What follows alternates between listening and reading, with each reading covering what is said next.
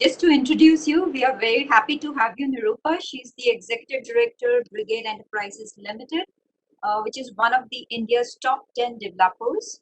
Nirupa oversees the company's hotel, office, and retail portfolios. She has also set up Asia's first real estate accelerator called the Brigade Real Estate Accelerator Program, also known as REAP, an initiative to mentor high-tech startups in real estate. Nirupa has won many awards and has been identified as one of CNBC's Young Turks. Very happy to have you, Nirupa, and would love to hear your PropTech story as well. Over to Thank you, you for Nirupa. having me. Thank you for having me, Neetu. And I look forward to just sharing my thoughts on how I think PropTech can help the real estate space in this tough time. So I just need to share my content. So if that, yeah, perfect. I got the presentation. नहीं ऊपर वाले flat के लिए home loan पर branch visit? Online it's the new normal नहीं, you do home loan. I'll do Bhindi.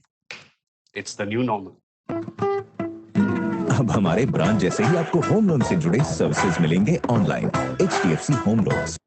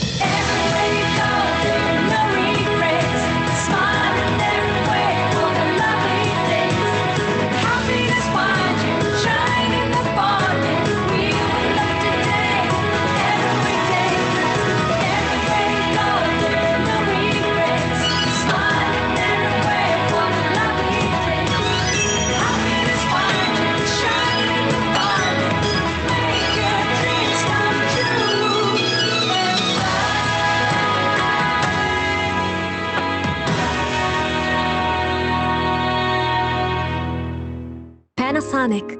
A better life, a better world.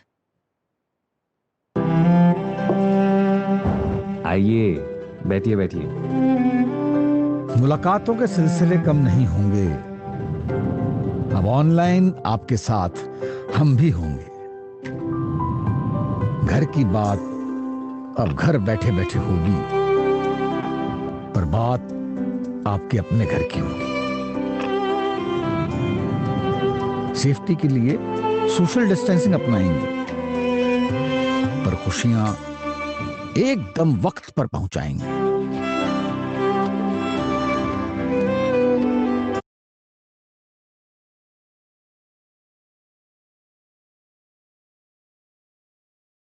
Yeah, we are just going to start. So, a very quick introduction.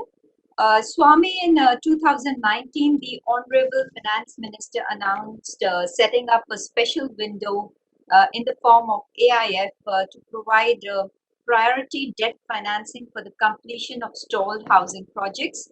We are very pleased to have Mr. Irfan Kazi with us. He's the Chief Investment Officer of Swami Fund to talk about it. Irfan has more than 27 years of international work experience in alternate investments. He has held senior investment responsibilities in 8 funds, including Swami, which is a US dollar 1.4 billion fund. So we would love to hear on more on the Swami fund, I think, which is much sought after by all the developers. Over to you, Irfan. Hi, good afternoon, everybody. Thank you so much for giving me this opportunity to speak about the fund. And since I've done several times before already, I thought I'll be a little less boring this time. I'll speak about nuances and insights that we've discovered over time. So, it is not something that is that it is something that we've learned over time. It is knowledge that has developed over time. It is knowledge that is developed after seeing the various deals that we have. Now, there are many good things about the Swami Fund, right? And we've gone into in several webinars before. But I'd like to now capture that in what I want to present as the 3Cs, right? Which is that this fund is cost competitive. This fund is a credible alternative, and this fund provides funding till completion of the project. And let me just quickly elaborate on that. And for the discussion today, what I intend to do is speak not just about what's good about the fund. I'll also, upfront and in a very candid way, tell you what's not so good about us, right? And why this is not going to be it is going to go beyond mere funding that we provide. How we will, we will work with the developer in the entire governance of the project. So, like I said in the beginning, the 3Cs. This is cost competitive. This is funding that is provided at 12%. It is back-ended, completely back-ended. It is focused on construction. So during the construction period, there is no cash flow that comes back to us. The funding goes entirely into the project. So that's the good thing. The other is credible. And when I say credible, I am referring to the fact that we get added credibility to the project. And that is reflected not in our words, but in collections, in cash flows that the project experiences as soon as we come in. And I'm saying this, as a matter of fact, I'm saying this from the experience that we've already seen in the projects we've invested so far, that as soon as we come in, all the home buyers are informed of the fact that Swami Fund has come in, and we see improved collections. Projects that have not seen collections for several quarters or even several years have started seeing collections from existing home buyers, and those are bound to come because you start seeing site activity. You even see walk-ins and sales, and even though we place very little or no reliance on sales, project have started seeing sales. So that is the credibility we get in. And finally, completeness. Unlike any other lender out there, we are putting our money where our mouth is, and we are saying that we will complete the project. We will not provide funding and say we've done our bit. We will ensure that the project is completed. So that makes us significantly different from anyone out there. It is also last mile funding. And when we are doing last mile funding to ensure completeness of the project, we are placing little or no reliance on sales. And that's important because in an environment going ahead, while we are hopeful and all current signs indicate that sales will pick up, if they don't, if collections don't come in, if some home buyers do not pay up as they were supposed to, we will still ensure that the project is completed. That's a key difference in the kind of funding we give. But that aside, there are also several negatives to what we do, right? And I think that it pays that you are well informed, and you should know that when you are looking at Swami funding, it is not just funding; it's a package deal. So before we do the funding, for example, we do a detailed due diligence. We do not just rely on the information given to us. We do a complete due diligence, and that's one of the things that happens. We also insist on a project management company representative to be at the site at all times, not visiting the site once a quarter or once a month, present at the site at all times. And that PMC representative will give us site reports every day.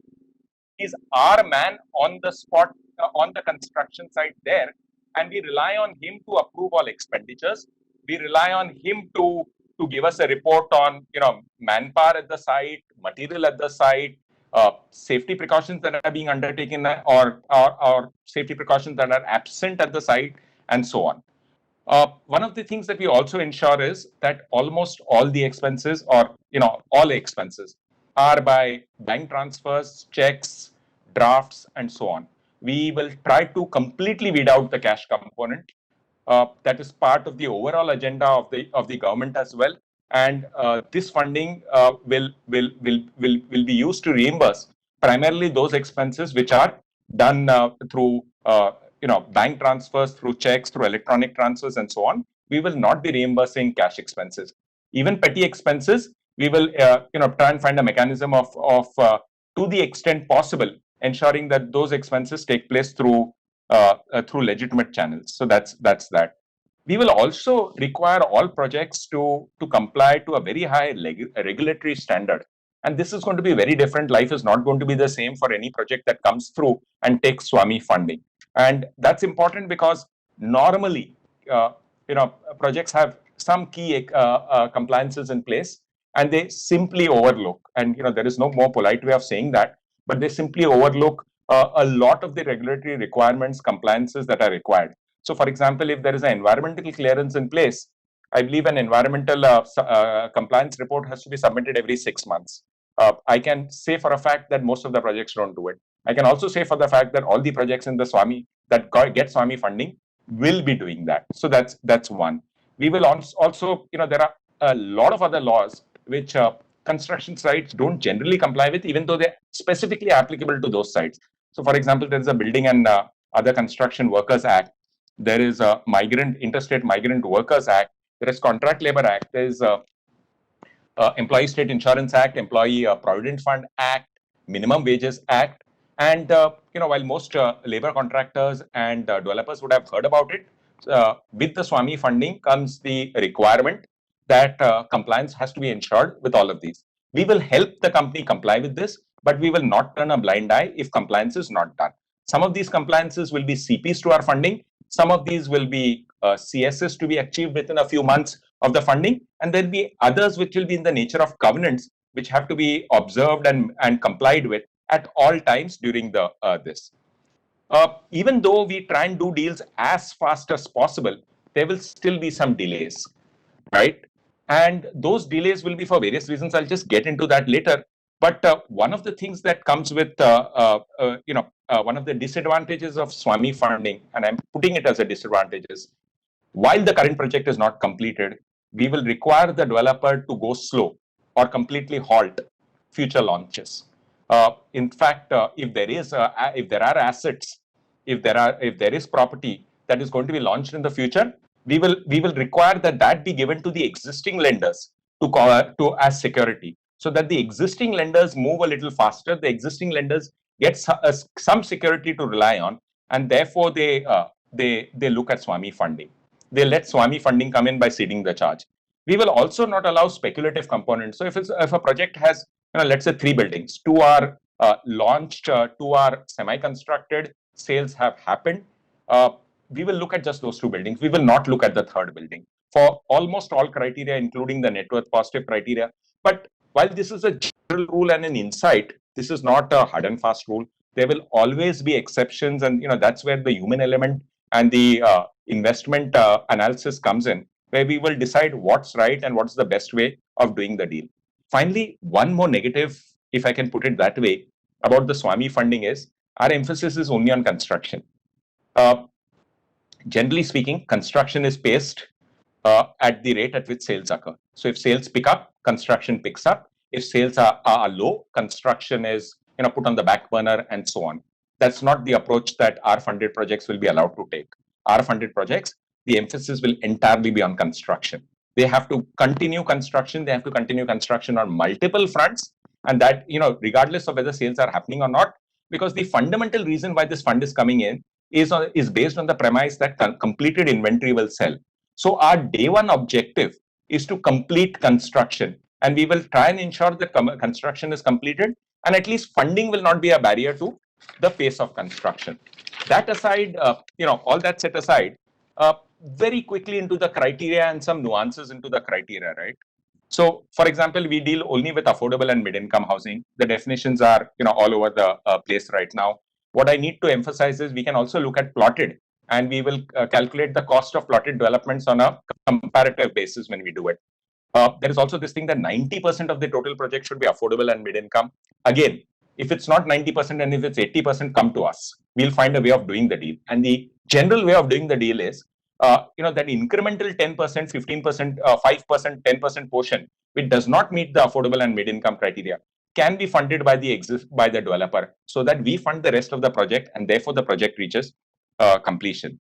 We mentioned we do brownfield projects only. Our criteria for brownfield is 30%. And what needs to be remembered is when we are calculating the 30% criteria, we are talking of cost incurred. We are not talking of cost paid. So if an expense is done and there is a trade creditor, that's good enough for us. We will take care of the trade creditors. And as far as project completion milestone is concerned, it has crossed the 30% criteria. What we can also do where projects do not meet the 30% criteria is slice and dice the project, reduce the denominator so that it meets the 30% criteria. And when we are talking of cost, we are talking of all costs. We are talking of construction costs. We are talking of land costs.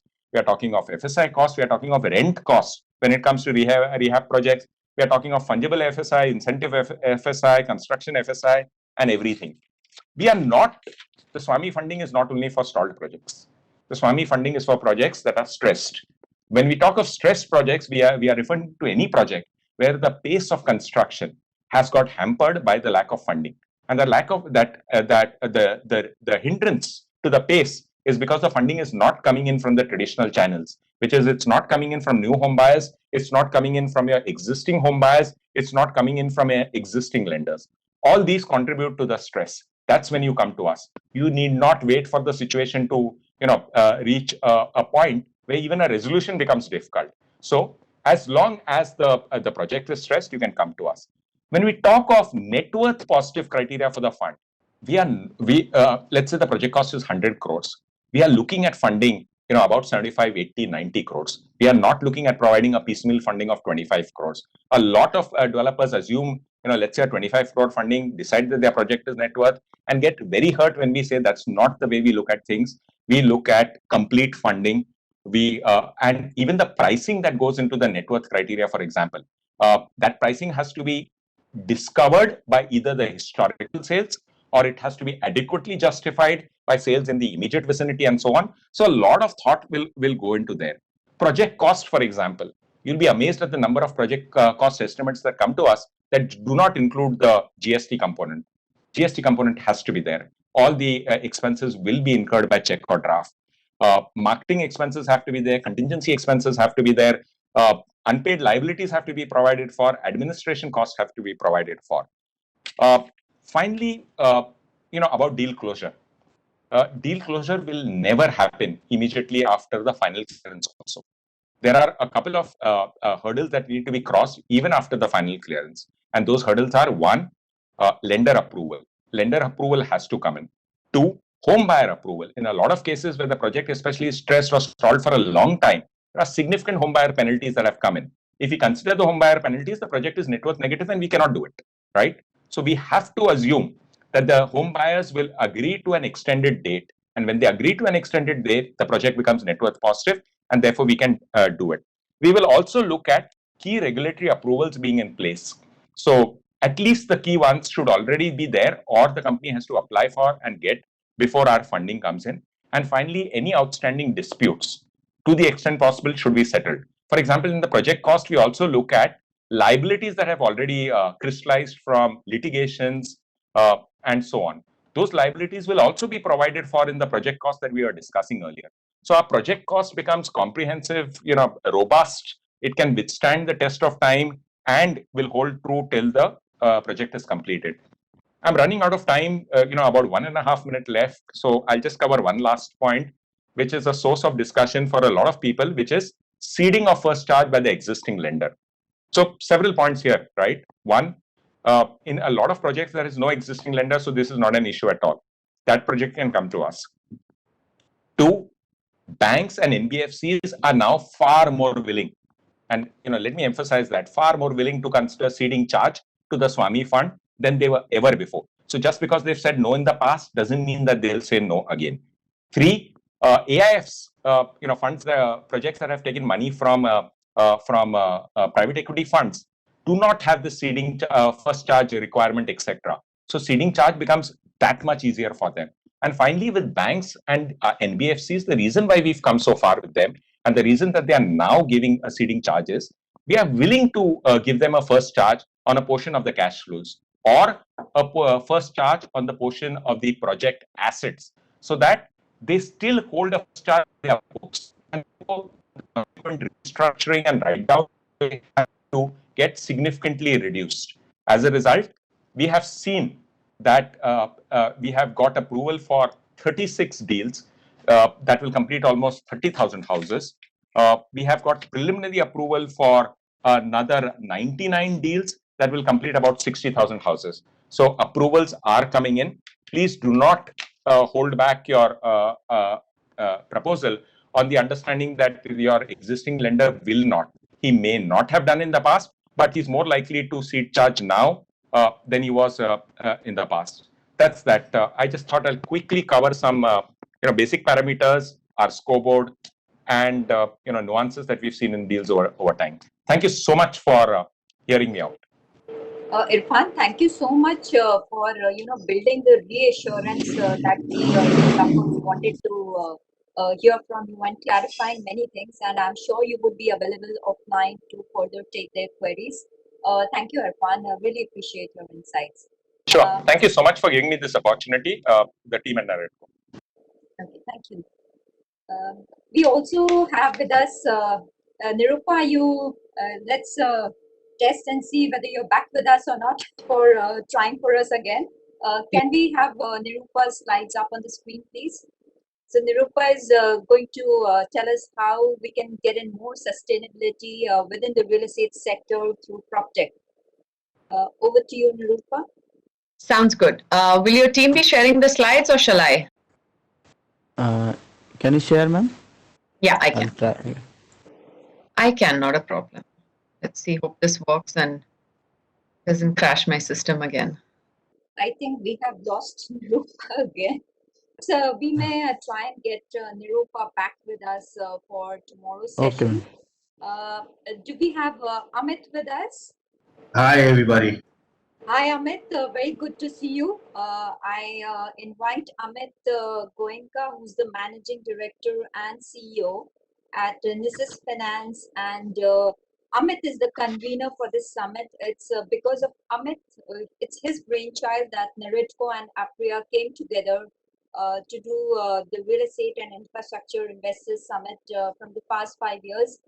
Thank you, Amit, sincerely from Apria and NAREDCO, and I request you to please share your closing remarks. Thank you very much, Neetu. It's an absolute pleasure, joy, and privilege to me. Again, this year, the 5th edition of the Real Estate Infrastructure Investing Summit, which has been going on so successfully despite the current environment over the last 2 days. It has been an unprecedented event. We have seen some of the top industry leaders share their views, and what has come out very starkly is that we're back, we're rebounding, and the opportunity set has only expanded from here on. If you look at today's takeaways, the first takeaway came in the fact that there is a huge amount of capital, almost $1.4 trillion worth of capital that is looking to get invested in India across the infrastructure and construction sector.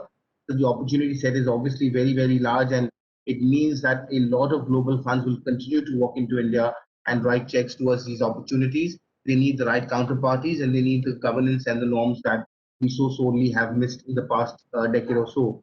It has also been reflected in the second panel that the return on investment has been spectacular, generally for most investors. We've seen a very Amit, healthy. Amit, sorry to interrupt you. Would you want to shut off your video because it's coming as bandwidth low and we don't want to, yeah, okay, we can see you now. Okay, is that better? All right.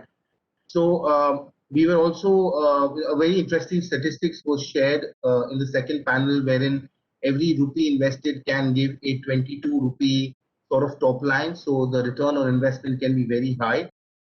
Real estate has attracted one of the largest FDIs in the country. Again, this year seems to be, which seemed as if it would be a dull year, has actually bucked that trend, and we have a significant amount of investment that has come in, obviously, albeit because of the REIT that closed successfully and several other such REITs which have been announced.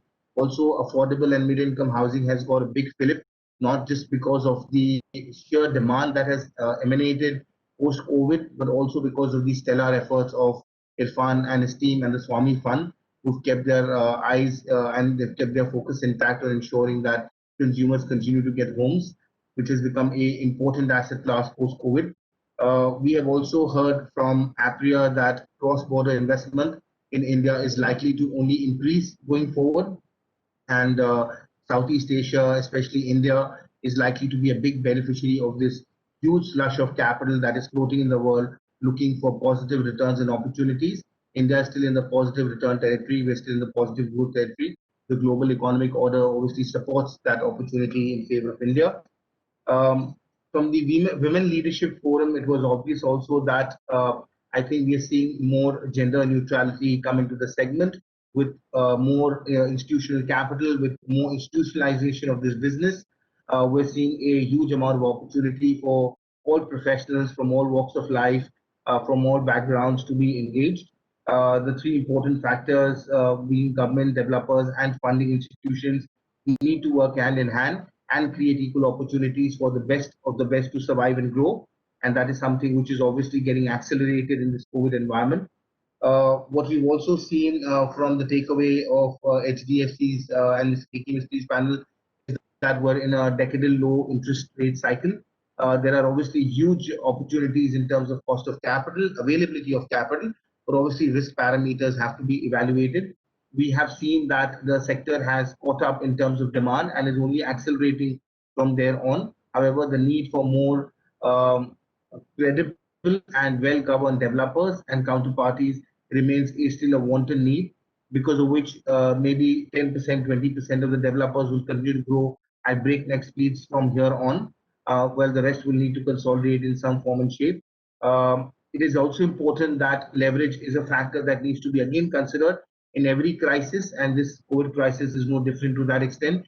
We've always evaluated the need for equity. The 2008 GFC or the current crisis, there's always been a need to look at leverage positions, and clearly leverage has been a banal or ingredient for the failure of several large enterprises. And people do evaluate their leverage levels, look at monetization of assets, looking at new equity partnerships, look at creating some sort of consortiums that will reduce that overall debt burden. And obviously, we had a very, very interesting and very insightful presentation by Irfan, who was very spot on in trying to outline the key parameters and the requirements that institutional capital requires. Clearly, the focus is on completion. Completed assets will draw consumers. We have no doubt that there is no dearth of demand in the country as far as housing is concerned. However, it is imperative that we have completed assets and we have credible counterparties. And I think I must compliment therefore Swami again for doing an extraordinary job in keeping that focus on affordable and mid-income housing. That sort of capital is clearly bringing a lot of confidence back and delivering homes which were not otherwise possible in the current environment. We've also seen as of yesterday some very spectacular takeaways, which talked about how largest developers are consolidating the industry, albeit with enough caution and looking at still the major metro locations. So tier 2, tier 3 cities would still need some time before they can start coming back into the mainstream as far as investments, as far as developments are concerned.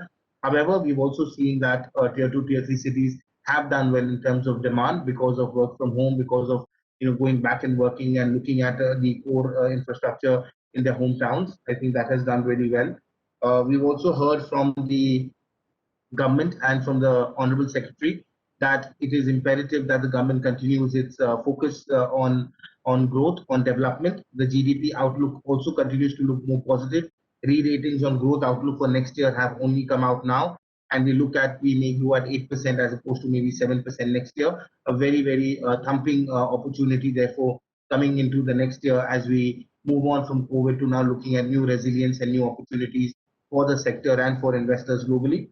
We also saw that the government is now making a push, given what we saw in Maharashtra, to consequently continue to reduce transaction costs. Of course, RERA is a big factor in that, but the whole stamp duty initiative of Maharashtra is now apparently spreading throughout the country. We've seen the Union Ministry also making a big push for it. And therefore, things like GST, things like stamp duty, things like other transaction costs, which formed a very large component of the purchase component, is being systemically brought down, therefore making affordability even more realizable in the hands of the consumer.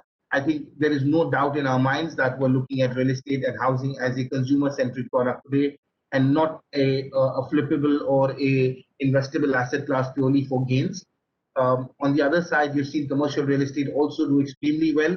There were doubts whether we did 50 million of leasing last year, whether we'll be able to even scratch that this year. But surprisingly, we've almost reached close to about 25 million square feet plus of leasing already this year, and we might end up closing at 35 million square feet by the end of this financial year. So the extraordinary performance also by the commercial real estate, which will continue to therefore act as the bellwether for more REITs and more global investors to continue to walk in. It is absolutely delightful for me, therefore, to conclude the second day of this event. We have obviously a very, very action-packed day tomorrow, requiring all of us to stay glued to our screens, glued to our notepads, and taking notes on funding opportunities, sales opportunities, and keeping business afloat and in the growth mode in the coming next year. I think those are the panels that will really excite the audience, followed by the keynote Minister of Housing. And therefore, I'm sure all of us will throng to our desk tomorrow and be fully present and anxious tomorrow. So thank you, everybody. I thank all the speakers. We're coming out of a very, very trying, testing, and uncertain environment to now looking at a renewed future, a resilient future, and obviously an environment which has separated the men from the boys and give more power for the forward in full and full integrity and with full governance. So I thank you again and have a great day for the rest of the day. Over to you, Neetu. Summarizing. I would just like to remind our delegates that we would be starting at 2 p.m. tomorrow. So we have afternoon sessions, and like Amit mentioned, it's going to be power-packed with the Managing Director of State Bank of India joining us. We have Mr. Jeetu Birwani, the founder of Embassy, sharing his insights and his journey with us. And we would be ending our summit with the valedictory address being given by the Honorable Minister for Housing and Urban Affairs, Shri Hardeep Singh Puri ji. So please do join us from 2 p.m. tomorrow onwards. And please continue to visit our virtual exhibition area. We have many interesting stalls and new products which have been put up by Panasonic, Hiranandani, HDFC, City Lights. I think